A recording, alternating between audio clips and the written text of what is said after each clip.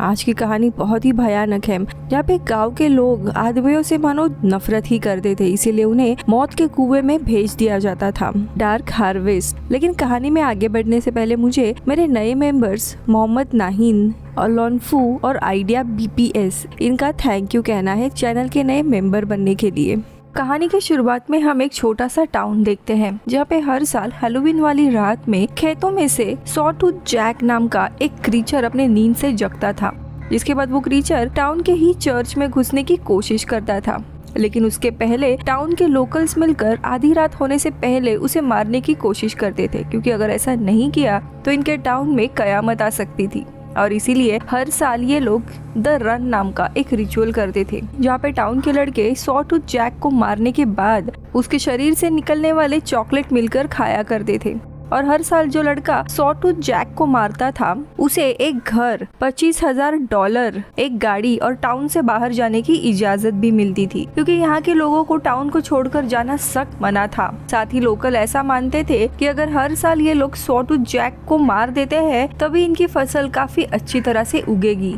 और टाउन की लड़कियों को इस रिचुअल में शामिल नहीं किया जाता था। इसी के साथ सीन शिफ्ट होता है 1962 में, जहाँ पे हम हैलोवीन की ही रात में मास्क में पहने हुए लड़कों को देखते हैं, जो कि सॉटूथ जैक को मारने के लिए तैयार थे। अब उस रात वो क्रीचर निकलता है और इन्हीं में से एक लड़के को मार देता है। फिर हम जिम नाम के एक लड़के को देखते हैं, जो इस क्रीचर को मारने के लिए उसके पीछे भागता है। सॉटूथ ये देखकर चर्च में घुसने ही वाला होता है, लेकिन जिम उसके पहले आकर उसे मार देता है। जिसके बाद हार्वेस्टर गिल्ड के लोग जिम को उसका प्राइज देते हैं। अब गाड़ी मिलने के बाद वो फैसला करता है कि वो जल्दी ही टाउन से बाहर जाएगा, लेकिन तभी उसका छोटा भाई रिची आता है, जो उससे पूछता है कि क्या मैं भी तुम्हारे साथ चल सकता हूँ। लेकिन जिम मना करता है और अपनी गाड़ी लेकर टाउन से चला जाता है। अब सीन फिर एक साल आगे शिफ्ट होता है, जहाँ पे हैलोवीन के ठीक 5 दिन पहले हम शेरिफ जेरी को देखते हैं, जो स्कूल में आकर लड़कों को बता रहा होता है कि कैसे हमें सॉटूथ जैक को मारना जरूरी है, क्योंकि एक साल उसे ये लोग नहीं मार पाए थे तो टाउन में काफी बड़ा तूफान आया था। वही हम जिम के भाई रिची को देखते हैं, जिसे रन रिचुअल में शामिल होना था, पर नियमों के कारण वो रिचुअल में नहीं आ सकता था। लेकिन तभी वहाँ पे रायली आता है, जो रिची को पसंद नहीं करता था और उसे भला बुरा कहने लगता है। अब रायली और रिची इनका झगड़ा शुरू होने लगता है।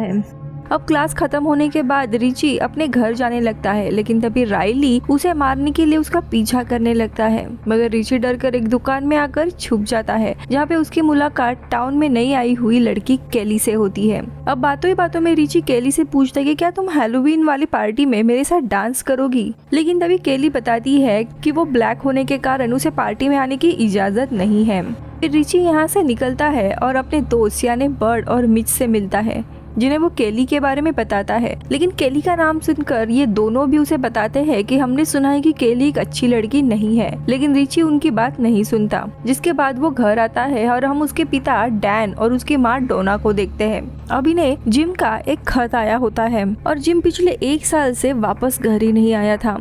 रिची अपने पेरेंट्स को बता देता है कि उसे भी रन रिचुअल में शामिल होना है, लेकिन ये सुनकर डैन रिची को एक लपड़ लगा देते हैं। वही दूसरी तरफ हम गांव के एक फार्मर को देखते हैं, जो कि खेत में सॉटूथ जैक को एक पंपकिन मास्क पहनाकर उसे स्केरक्रो स्टैंड पर बांध देता है, जो कि हैलोवीन की रात में जाकर जिंदा हो जाएगा। वही दूसरे दिन हम देखते हैं रिची अपने दोस्तों के साथ होता है, तभी रायली आकर उसे बहुत मारता है और उसका एक बेल्ट, जो कि दरअसल जिम का ही बेल्ट था, वो उसे लेकर चला जाता है। रिची घर वापस आने पर उसे अपने भाई जिम का लेटर मिलता है, जिसमें उसने लिखा होता है कि मैं नहीं चाहता कि तुम रन रिचुअल में शामिल हो, क्योंकि हमारे पेरेंट्स को भी तुम्हारी जरूरत है। लेकिन यह सुनकर रिची को गुस्सा आ जाता है, क्योंकि हर कोई उसे बच्चे की तरह समझ रहा था, और इसीलिए गुस्से में रिची एक गाड़ी को चुराकर टाउन से भागने की कोशिश करता है। लेकिन जैसे ही वो टाउन से बाहर जाने वाला था, अचानक से जेरी वहाँ पे अपनी गाड़ी लेकर आता है और उसे रोकता है। फिर रिची गाड़ी से निकलकर भागने की कोशिश करता है, लेकिन तब जेरी उसे इतना मारता है कि वो बेचारा वहीं पर बेहोश हो जाता है। वही अब हैलोवीन की रात में सिर्फ 3 दिन बचे हुए थे और हम देखते हैं जो लड़के इसमें हिस्सा लेने वाले थे वो टाउन से भाग ना जाए, इसलिए सारे पेरेंट्स उन्हें अपने अपने कमरों में बिना खाने का बंद कर देते थे, जिसके कारण सारे लड़के भूख के कारण बेकाबू होने लगते हैं। अब देखते ही देखते हैलोवीन की रात आ जाती है, जहाँ पे वो फार्मर सॉटूथ जैक के शरीर में चॉकलेट भर देता है, जिसके बाद वो एक रस्सी को काट देता है, जिसके कारण सॉटूथ जैक वापस से जिंदा हो जाता है। वही दूसरी तरफ सारे पेरेंट्स अपने बच्चों को आज़ाद कर देते हैं। इधर हम रिची को उसके घर में देखते हैं जो कि अपने पेरेंट्स की बात ना सुनते हुए बाहर निकल जाता है और अपने दोस्त बर्ड, मीच और चार्ली इनके ग्रुप में शामिल होता है जो एक ट्रक का इस्तेमाल करने वाले थे। लेकिन ये देखकर एक दूसरे ग्रुप के लड़के इनके ऊपर हमला करने लगते हैं। लेकिन तभी रिची सड़क पर खाने की चीजें फेंक कर उनका ध्यान बटा देता है, जिसके बाद ये चारों लोग मास्क पहनकर टाउन के बाहर जाने लगते हैं। वही दूसरी तरफ ये चारों भी टाउन के बाहर आ जाते हैं। लेकिन तभी कोई चीज इनके ट्रक से टकरा जाती है, इसीलिए सभी लोग उतरकर बाहर देखने के लिए आते हैं। लेकिन रास्ते पे इन्हें कोई भी नहीं दिखाई देता। लेकिन तभी इनके सामने सॉटूथ जैक आ जाता है।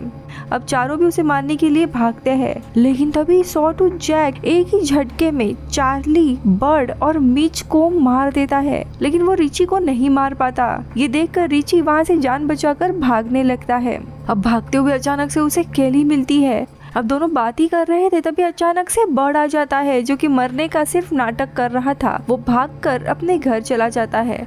लेकिन उसके पेरेंट्स उसे घर के अंदर ही नहीं लेते थे। वो चाहते थे कि बर्ड सॉटूथ जैक को मारकर जीते हुए पैसे घर लाए। लेकिन तभी हम देखते हैं सॉटूथ जैक बर्ड का ही पीछा कर रहा था। अब बर्ड भागकर एक शेल्टर के यहाँ पे पहुँच जाता है जहाँ पे अंदर कुछ लड़के छुपे हुए थे जो बर्ड को अंदर लेने से मना करते हैं। लेकिन तभी पीछे से सॉटूथ जैक आकर बर्ड को सीधा मार देता है, जिसके बाद वो शेल्टर के अंदर जाकर छिपे हुए बाकी लड़कों को भी मार देता है। वही दूसरी तरफ रिची और केली भी टाउन में आ जाते हैं जहाँ पे ये दोनों बंदूक चुराने के लिए जेरी के घर पे घुसते हैं। लेकिन तभी रिची घर के बाहर अपने पिता डैन को देख जो कि उसे ही ढूंढ रहे थे, इसीलिए ये दोनों भी छुपकर बाहर आ जाते हैं और जेरी की गाड़ी चुराकर भागने लगते हैं। लेकिन तभी जेरी ने देख लेता है और इन पे सीधा शूट करने लगता है, लेकिन गोली कांच को लगती है और ये लोग भाग जाते हैं। अब तभी इन्हें कार के रेडियो में न्यूज मिलती है कि सॉटूथ जैक डाउनटाउन इलाके में है और ये दोनों भी डाउनटाउन जाने निकलते हैं। वही दूसरी तरफ हम देखते हैं गांव के सारे लड़के बेकाबू हो गए थे भूख के कारण, इसलिए वो लोग दुकान लूट रहे थे, जिन्हें रोकने के लिए वो आदमी इन पर गोलियां चलाता है। कुछ लोग मारे भी जाते हैं। लेकिन तभी दूसरा लड़का आकर उसी बुचर को मार देता है। अब अदर रिची और केली डाउनटाउन पहुंच जाते हैं और ये सब कुछ देखकर वो हैरान होते हैं कि एक रिचुअल के कारण पूरा गांव तबाह हो रहा है। लेकिन तभी वहाँ पे राइली और उसके दोस्त आते हैं जो कि केली का मजाक उड़ाने लगते हैं। ये देखकर रिची को गुस्सा आता है और वो राइली और उसके दोस्तों को काफी पीटता है, जिसके बाद रिची राइली ने चुराया हुआ उसका बेल्ट लेकर वहाँ से निकलता है केली के साथ। वही माहौल अब काफी खराब हो चुका था जहाँ पे लोग एक दूसरे पे ही हमला करने लगे थे। इसी बीच में सॉटूथ जैक भी 3 लड़कों को मार देता है। वही दूसरी तरफ रिची और केली दोनों गाड़ी में होते हैं और तभी उन्हें रेडियो पर सॉटूथ जैक ऑक्सट्रिक नाम की जगह पे होने की न्यूज मिलती है। अब ये लोग उसे पकड़ने के लिए वहाँ पे पहुँच जाते हैं और काफी ढूंढने के बाद उन्हें सॉटूथ जैक मिल भी जाता है। पर इसके पहले रिची उसके ऊपर गोली मारे उसकी नजर उसके बेल्ट पर जाती है जो कि जिम की ही बेल्ट थी और इसीलिए रिची रुक जाता है। इस बार भी सॉटूथ जैक उसे नहीं मारता, लेकिन तभी केली आकर सॉटूथ जैक पर हमला करती है और दोनों वहाँ से निकलते हैं। लेकिन रास्ते में इन्हें जेरी मिलता है जो इन दोनों का बहुत ही इंसल्ट करता है और केली को बताता है कि तुम्हारे पेरेंट्स को मैंने ही मारा था क्योंकि वे लोग गांव छोड़कर जा रहे थे। ये सुनकर केली जेरी पर हमला करती है, इनकी हाथापाई होने लगती है, लेकिन रिची केली को बचाकर वहाँ से निकल जाता है। वही दूसरी तरफ सॉटूथ जैक अब जिम के पुराने घर जाता है जहाँ पे एक कमरे में उसे जिम के ही लिखे हुए मैसेज दिखते हैं जिन्हें जिम ने तब लिखा था जब उसे 3 दिन के लिए बंद कर दिया था। ये देखकर सॉटूथ जैक को काफी गुस्सा आ जाता है और वो पूरे घर को आग लगा देता है। वही दूसरी तरफ रिची को समझ आ गया था कि उसका भाई जिम और सॉटूथ जैक के बीच में कुछ तो रिलेशन है, इसीलिए वो अपने माँ के पास जाता है और उससे सवाल करने लगता है कि पिछले कई सालों के जितने भी विनर्स हैं वो कभी भी वापस नहीं आए हैं और ना ही उनका कुछ अता पता है और कुछ लोगों की तो मौत भी हुई है। आखिरकार क्या हुआ है उनके साथ? मुझे पता है जिम के साथ भी कुछ तो बुरा हुआ है, लेकिन उसकी माँ गिल्ट के कारण अपनी ही जान ले लेती है। अब यहाँ पे रिची को एक बात तो समझ आती है, जो भी इस प्रतियोगिता का विनर होता है वो इस टाउन को छोड़ के कोई आराम की जिंदगी नहीं जीता, उसे दरअसल सैक्रिफाइस किया जाता है ताकि अगले साल सॉटूथ जैक की जो भी स्पिरिट है है वो उसके बॉडी में आकर वापस टाउन के लोगों को मार सके। यानी एक अच्छी लाइफ का दिलासा दिखाकर उसके भाई जिम को भी मार दिया गया है। अब इन सारी चीजों के कारण रिची बहुत ही ज्यादा सदमे में जाता है। अब यहाँ पे केली उससे कहती है कि हमें इस टाउन को छोड़ के जाना चाहिए, लेकिन रिची कहता है कि नहीं, मुझे इन सारी चीजों को अब तबाह कर देना है। वही दूसरी तरफ जेरी और राइली मिलकर अब सॉटूथ का शिकार करने के लिए निकल पड़ते हैं। तो वही रिची और केली सॉटूथ को ढूंढते हुए चर्च के यहाँ पे पहुंच जाते हैं, जहाँ पे उसके पिता डैन ऑलरेडी मौजूद है, जिन्हें रिची काफी सुनाता है कि आप एक हैवान हो, अपने ही बेटे का बलिदान दे दिया। लेकिन डैन कहता है कि ये बात सच नहीं है, हमें गांव के लोगों ने मजबूर कर दिया था। अगर हम यहाँ से जाना भी चाहते तो जेरी और हार्वेस्टर गिल्ड के लोग हमें मार देते। अब अपने पत्नी के मारे जाने की बात सुनकर डैन बहुत ही ज्यादा रोने लगते हैं। लेकिन इसी बीच में चर्च के बाहर सॉटूथ जैक आ जाता है, जो देखकर रिची फिर बाहर आता है। लेकिन तभी राइली आकर उसके ऊपर 2 गोलियां चलाता है, जिसके कारण सॉटूथ जैक लगभग मरने की हालत में ही था। लेकिन तभी वो रिची को उसे गोली मारने का इशारा करता है, जो देखकर रिची ना चाहते हुए भी सॉटूथ जैक को मार देता है, जिसके कारण अब रिची इस साल का विनर बन चुका था। उसे पता था कि उसका भी अब सैक्रिफाइस होने वाला है। अब सारे लोग आकर सॉटूथ जैक के शरीर में से चॉकलेट खाने लगते हैं। इन सब से रिची जरा भी खुश नहीं था। इसके बाद एक पार्टी होती है, जिसमें रिची वादे के अनुसार केली को बुलाता है, जहाँ पे दोनों भी अपना आखिरी डांस करते हैं। अब केली रिची को एक बंदूक देती है ताकि ये दोनों भी इस टाउन से बाहर जा सके और रिची बच सके। इसके बाद उसे मिली हुई गाड़ी में बैठकर ये दोनों भी जाने लगते हैं। लेकिन तभी जिम की एक्स गर्लफ्रेंड आकर उसे कहती है कि मुझे भी साथ लेकर चलो, लेकिन वो मना करता है और वहाँ से चला जाता है।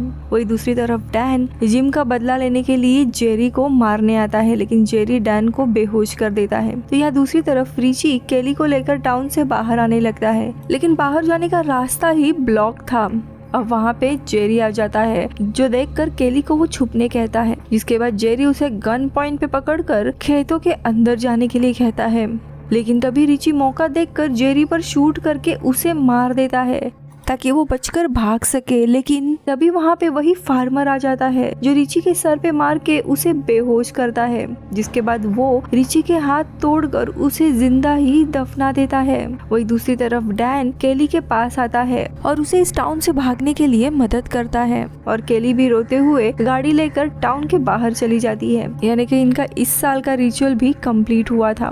वही सीन फिर 1 साल के बाद शिफ्ट होता है, जहाँ पे वही फार्मर रिची की लाश को निकाल उसे स्केयरक्रो के स्टैंड पर लटका देता है। और हैलोवीन वाली रात जब आती है तब रिची ही सॉटूथ जैक बन जाता है। लेकिन तभी डैन आकर रिची को आजाद कर देता है ताकि वो वापस से वही चीज ना दोहराए। तभी वहाँ पे वो फार्मर आता है, लेकिन डैन उससे भी मार देता है, जिसके बाद डैन रिची से कहता है कि तुम जाकर इस पूरे टाउन को तबाह कर दो। और रिची सारी चीजें मिटाने के लिए निकल पड़ता है। और इसी के साथ ये कहानी खत्म होती है। आपको इस कहानी का ट्विस्ट कैसा लगा मुझे कमेंट्स में बताना। मैं मिलती हूँ अगले वीडियो में, तब तक के लिए बाय बाय।